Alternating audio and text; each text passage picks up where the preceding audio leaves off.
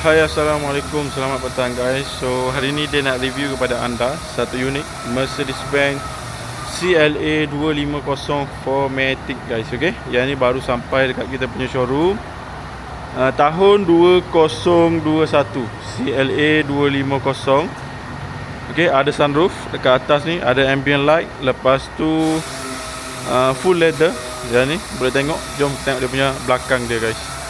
Okay, ni dia punya lampu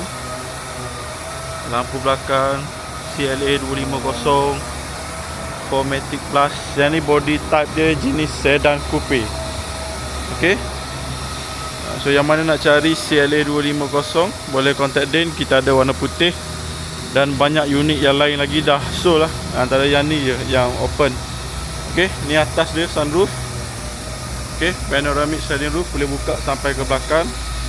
Ada blind spot monitor. So ini bahagian depan dia guys. Okay, so ini bahagian depan dia. CLA 250 tahun 2021. Dia punya front grille, lampu, dia punya tayar dengan kaliper. Kaliper dah spray warna merah dah. Okay, so ini dia punya kaliper.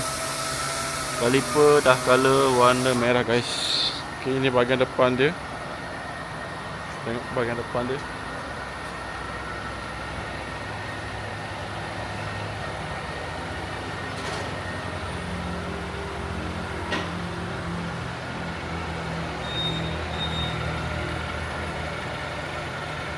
Mileage dia baru 18,000 sahaja. Tengok dia punya mileage.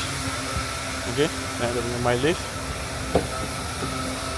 So ini bahagian depan dia, full leather steering, ambient light ada. So ini dia punya mileage guys, 18,116 km sahaja. Okey, full leather dengan ada ambient light, atasnya ada sunroof, full leather seat. Okey, semi bucket seat. So yang mana nak cari CLA 250, nak pakai standard macam ni ataupun nak convert, boleh contact Din, nombor dekat bawah guys. CLA 250. Tengok bahagian depan dia, bahagian enjin dia. Ni logo dia. So ini bahagian enjin compartment dia. Nampak? So ini bahagian enjin dia.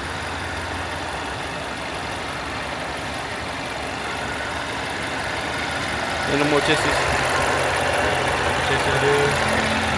So ini bahagian compartment dia. Depan front grille CLA 250, lampu.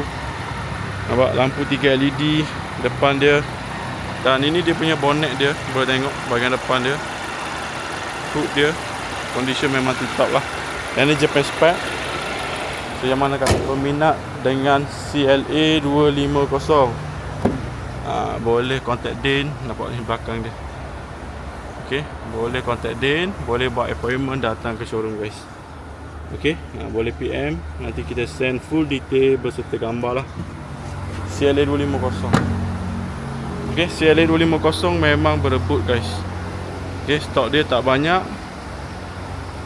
Okay, ada warna hitam, ada warna putih, macam-macam ada guys. Okay,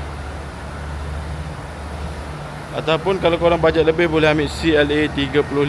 Atas sikit spek dia AMG. Yang tu pun harga lebih kurang.